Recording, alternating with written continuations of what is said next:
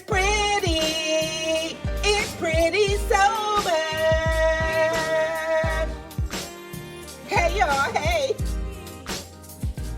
Hey, girl. Hey. It's your girl, Glamo. Welcome to Pretty Sober Podcast. I'm your new sober bestie that's half bougie, half ghetto, but always keeping it 100. Listen, this podcast is for you. We talk sisterhood, we talk recovery, we talk wellness, we talk beauty. And we talk about keeping it together and keeping it shining when life keeps throwing you shade. So pull up, laugh with me, cry with me, heal with me. Share this with your sober homegirls. Yes, even that one that keeps drinking mimosas because she thinks it's not real drinking. Sis needs to be here too. And make sure you come back every week to get in on this healing.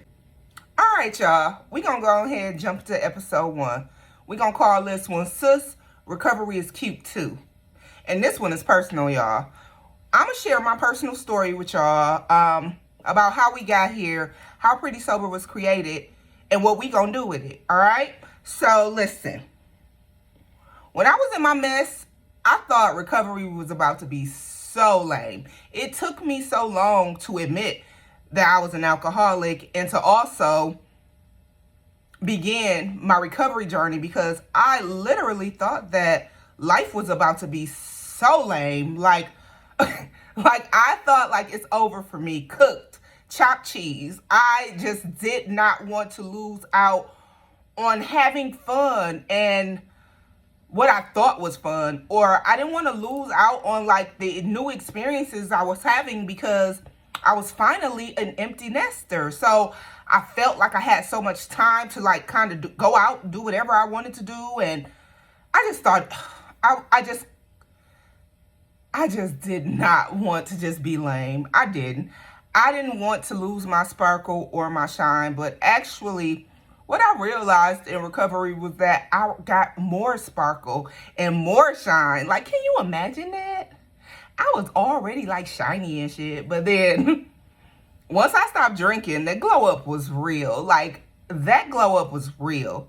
When I would get people telling me like, you look different, you look so happy, like what's going on with you? What you do different? It was literally, I just stopped drinking. I just stopped drinking. I stopped being mad. I stopped laying down. I stopped being a pissed off person. I do know that y'all struggle in early recovery. I do know that recovery, especially alone, because you're not supposed to do this alone. I know that it can feel like everybody is against you and you're turning into someone totally new when you start to recover and you lose that crutch of alcohol or the crutch of drugs or the crutch of that addiction that you have. Once you lose it, you lose who you are. Like, you don't even know who you are. But I started pretty sober, so I can remind y'all that being sober, we can recreate a whole new identity, or we can find the person who we were before our addiction. And we can still be bougie, and we can still be fly, and we can still level up. We can still boss up even more now. Because it's our time to shine. It's your time to shine. It's my time to shine, y'all. So I'm going to get into my story. It might be a lot of nervous laughter. Also might be a lot of like, I can't really remember because, to be honest, on this journey, to be honest, I'm on this journey and it's been a full year, a year and a month, and a couple days. Yeah, a year, a month, and a couple days. So I'm newly recovered. I'm newly on my sobriety walk. I am just trying to keep it on the straight and narrow, okay? This thing is 24 hours at a time. So I'm here with you. You're here with me. And we're going to walk this thing out together. All right? All right. So about my story, I really used to think boxed wine was my personality. I would take my wine everywhere. Everywhere. I would have it in my tote. And listen, I thought I wouldn't have the full box. So, the boxes that you see in the I had a very specific brand. I had a very specific flavor. Are they called flavors? Yeah, I guess they would be called flavors, right? I don't know. So I had a very specific wine that I would drink, and it boxed wine, a certain type, and it wouldn't be everywhere all the time. So I think that was a little part of my bougie. Oh my God, I am ridiculously bougie. It wouldn't be everywhere every time. So this is how I tricked myself into thinking I didn't have a problem. Because if I couldn't find it, I just couldn't find it. I wasn't buying like any substitute wine. So because I couldn't find it, I would just buy tequila instead. So I convinced myself I didn't have a problem, because if they don't have my wine, then I'm not drinking wine. Like, I'm not a wino, because I'll just go over here and drink this tequila. Insanity. It's the insanity of the disease that really is like what we need to get to the bottom of, right? So yeah, wine was definitely my character.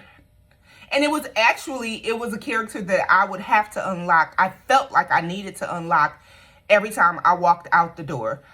I would need to either have my wine, or I would need to have been drinking my wine before I went anywhere and interacted with anyone socially, because I could not take people. People who know me, they don't think I'm a people person, and I'm kind of not, but I am too. Like, I'm not totally an introvert. I'm an extrovert to an extent. So energies really bother me. And I am very sensitive to different people's energies. So I know this about myself.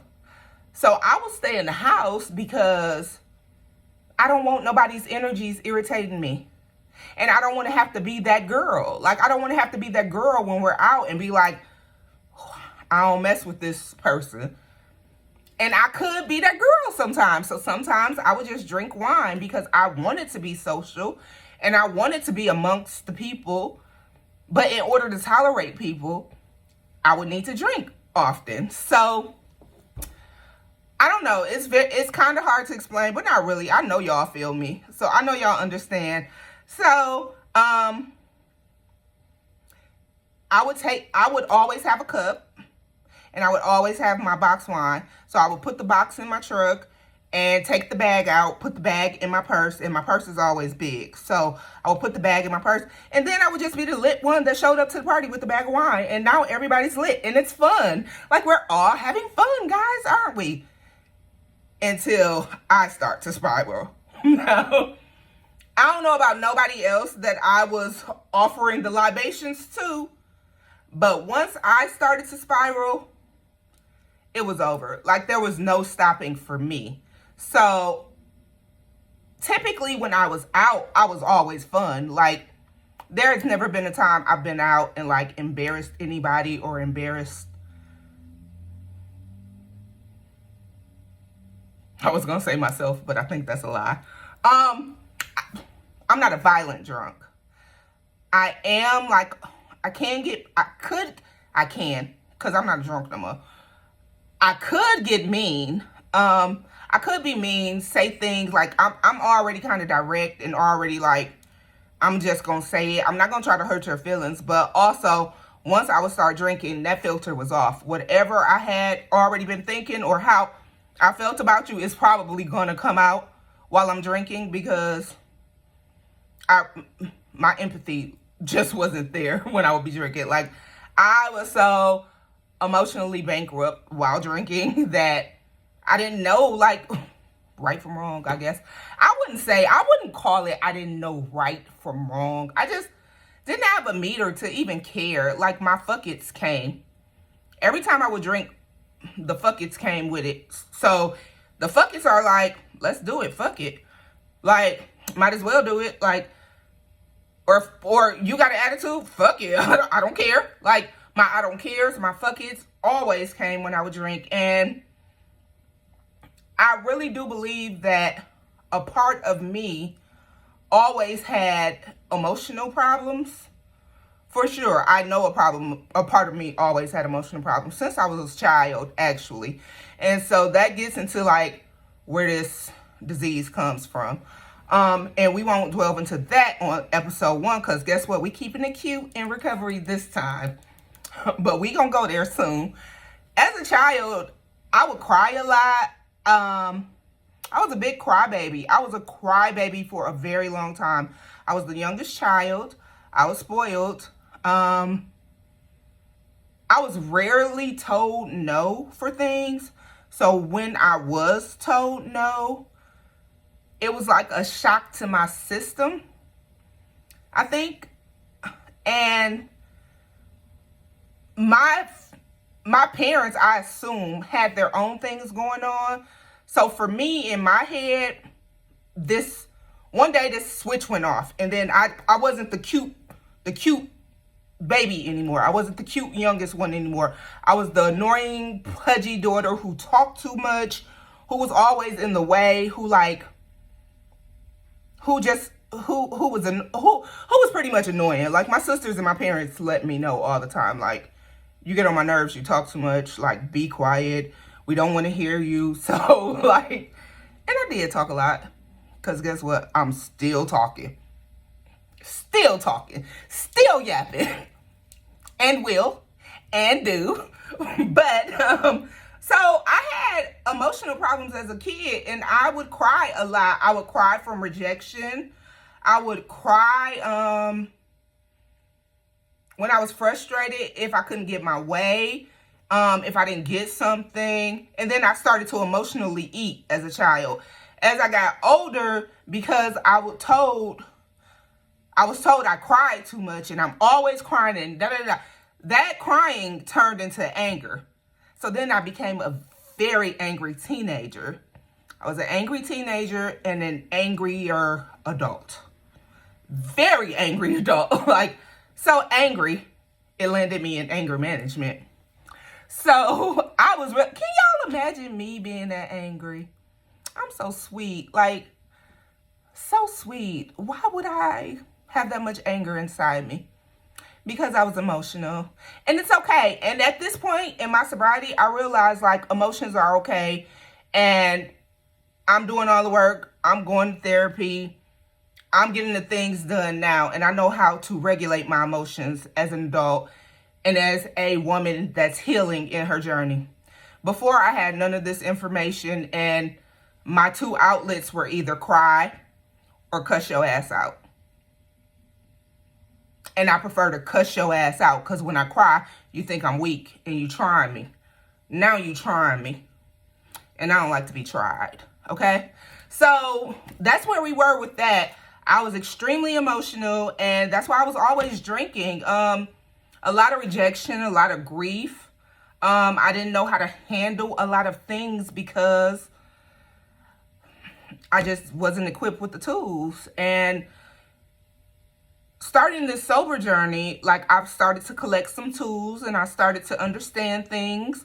I started to accept things about my life that's not going to change. I can't go back in my childhood and change anything. I can't change who my family is. I can't change experiences that I had, that I chose with certain people in life. I can't change anything. So only thing I can do now on this sobriety journey is try to heal and take care of myself, so I'm able to take care of my little ones. This point is a little ugly. So what we're going to do is go into our next segment, Pretty Sober Solutions. And this is going to be our beauty tips selection. So we're gonna bring it down a little bit. Gonna debrief a little bit. Okay, now for our very first Pretty Sober Solution. Sis, I had to make this one personal because, listen, when I first got sober, I was like, how do I even feel cute when I don't even feel like myself? So look, here's my go-to, my personal go-to. It's the brow, the lash, and the lip combo. That's it. Brow snatch, lashes lifted, and lips glossy. Period. You don't need a full beat to feel put together. That combo right there have you looking like, yeah, I'm sober and I still slay. It's quick, it's easy, and it reminds you, you can glow up on a daily with no bottle required. So let's get to how we actually got to the point of where I decided I needed to do something about my drinking. It actually ended up being, it's a very long story that we're not going to put here, but it got really, really messy for me. It got really, really dark for me. Dark as in blacking out. Dark as in missing work. Dark as in sexual encounters with people that I would walk past on the street. It got that dark for me. It got really, really dark for me. And one day, I just got sick and tired of being sick and tired. Baby, enough was enough. And I dropped down on my knees. I begged God. I begged God to take the desire to drink away from me. Like, you know how you get into some shit. But the thing is that I prayed all the time. I prayed while I was drunk. I used to read the Bible while I was drinking wine. My favorite line was, Jesus put wine here for me and you, girl. Take it. That was my... Because maybe he did, right? Maybe he did. But he also didn't tell me to abuse it. He also wasn't like, girl, pour some more. Pour some more. He didn't pour cup after cup for me. One thing I was going to do was pour up some wine and read the Bible, okay? And talk to God all night. Yap to God all night. Talk God's ear off. Because I was in isolation, but I always was connected in spirit.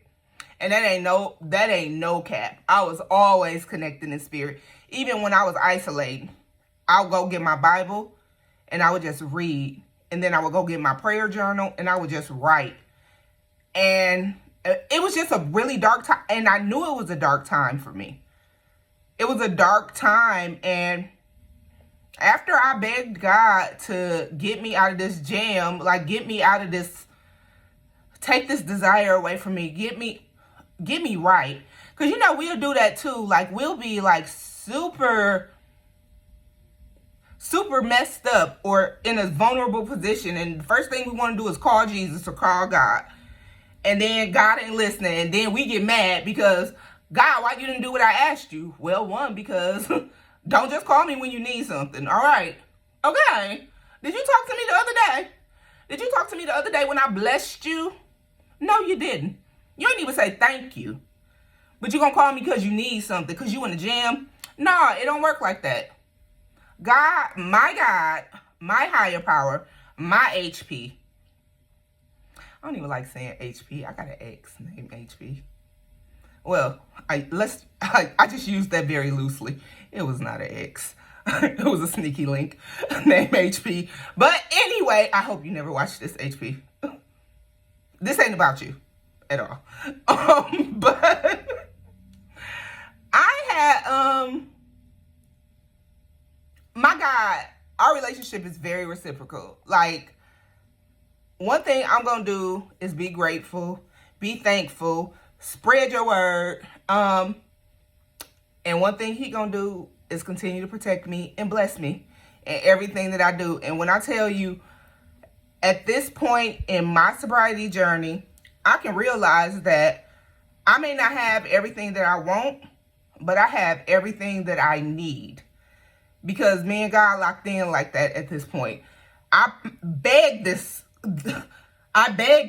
higher power to take this desire away from me. The same way I swear I begged for him to take the desire of some exes away from me. And he did it. He did the same thing with the liquor. Took that desire for me to drink away. I totally had no desire to drink at all.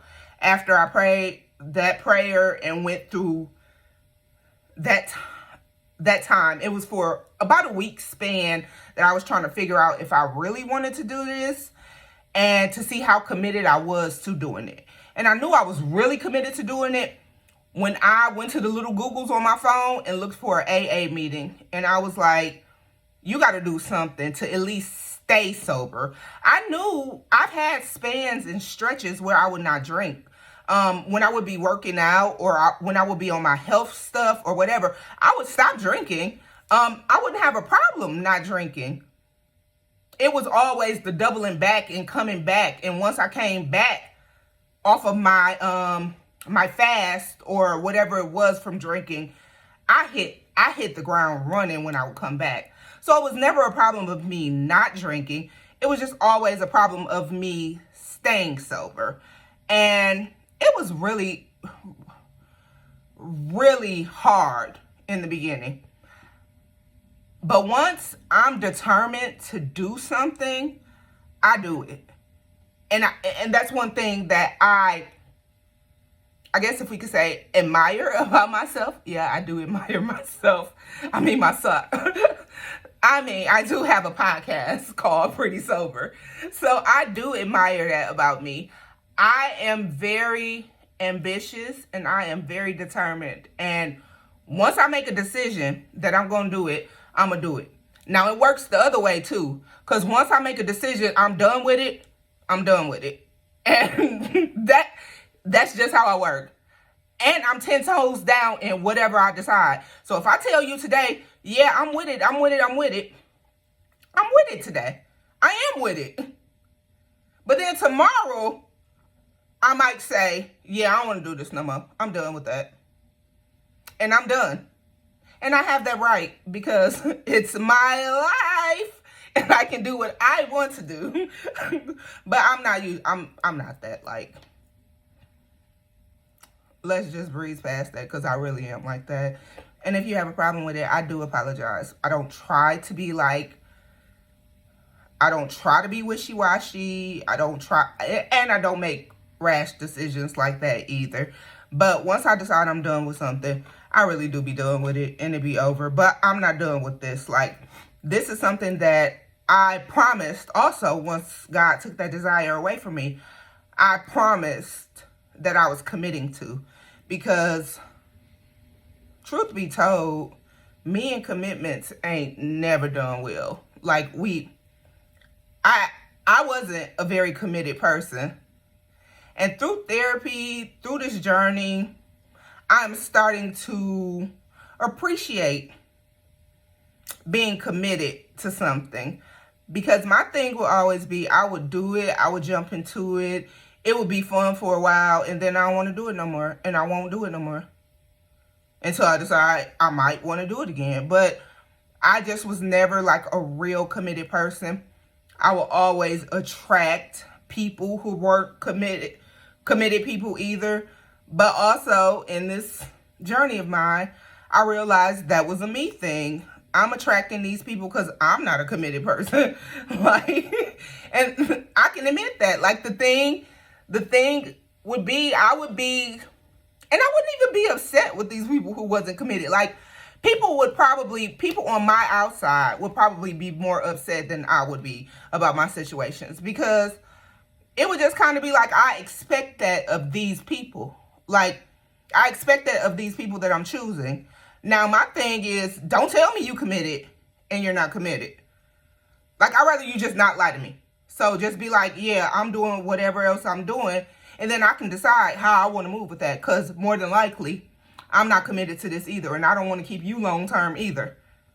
So, that's where we are right now. I'm very, very willing to be committed to things, people, and places at this time in my life. No, I swear to God, I am. I am practicing. It's a process. It's a process. Day to day is definitely a process. So that's how we got here. That is pretty much how we got here. I Googled the AAs and that started my journey of sobriety. I started going to meetings. I met a lot of good people. I met some not so nice people. But that started my journey on learning about different recovery programs. And even with that particular program, because everybody I tell about, like, I'm doing AA, they be like, oh, no, that's a cult, and don't get in there, and da, da, da, da. Listen, I've been in the cult before. Okay, I have not been in a cult before, but somebody was trying to put me in a cult before, okay? AA, for me, it's not a cult, because like I said, I can leave. I'll leave. It's not a problem. But for me, the AA meetings are what I appreciate the most. For myself, like I have sober sisters that I can reach out to that I adore a lot. Like, I adore, these are some of the strongest women I've ever seen. And just knowing who I am, I don't equate the disease of alcoholism with being a loser or not being strong or none of that, because there's a lot of people out here who are alcoholics who just won't admit it, or who are not ready to admit it. And that's cool. And if you know how you are, and you know you're not a loser, and you know that you are not like a bad person, you know that it's just a disease that you actually get caught up in, and it's like any other disease. Any other disease. If you're sick with cancer, what do? They send you to the hospital. They give you treatment. They take care of you. Well, that's the same thing with the disease of alcoholism. We need treatment. We need to be taken care of. We need to go into recovery after we've received our treatments. We need to actually take care of this disease and take care of ourselves in order to be well, healthy, and whole. And so I want you here with me so we can do that together, because we can.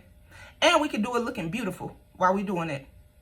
Because you really don't have to be ugly. There's too much stuff out here to be looking chopped just because you're going through recovery.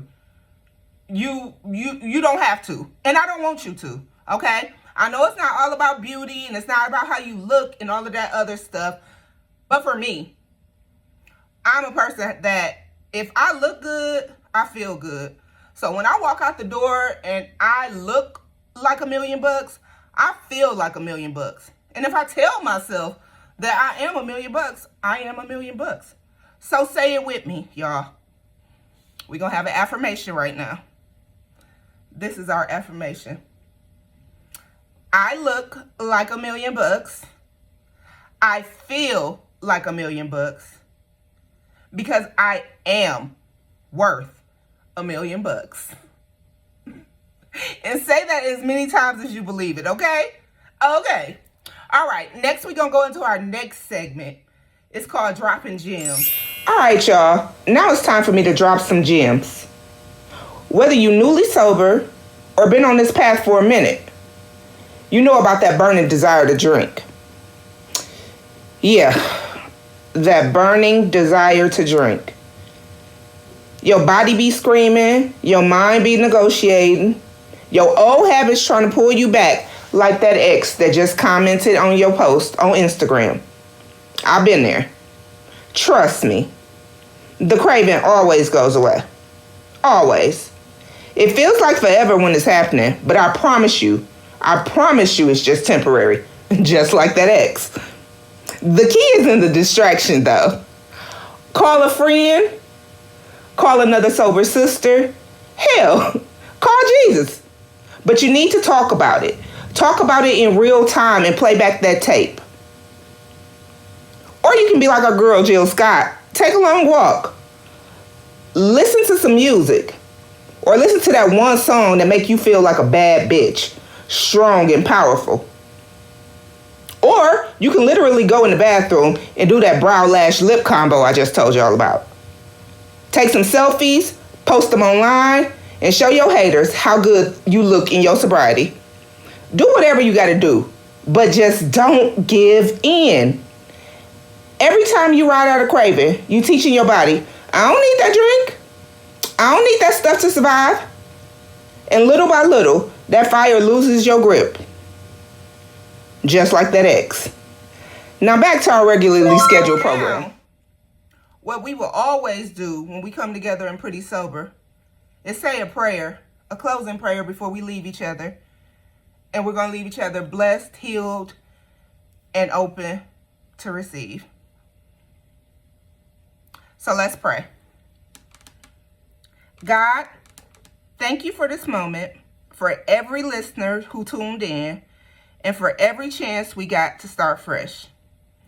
Cover us with peace, discipline, and joy as we walk this thing out.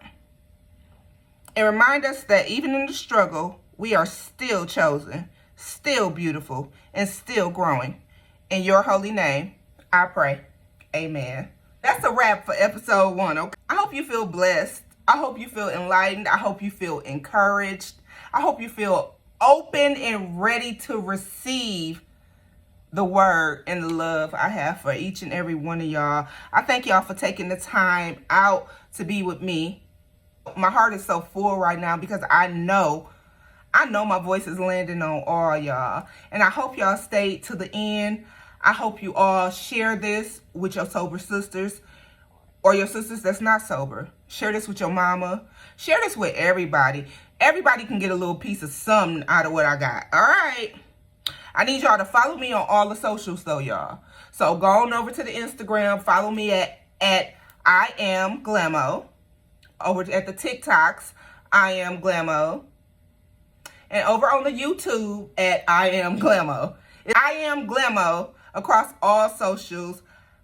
And I promise I'm going to be committed to this process and I'm going to show up for us, sis. I'm going to show up 10 toes down, nails done, wig tight, makeup on, lashes right, all the time. I'm going to show up for us, sis. And until next week, remember, we not just sober, but we what? We pretty sober. Bye, y'all. It's pretty sober. Hey y'all, hey.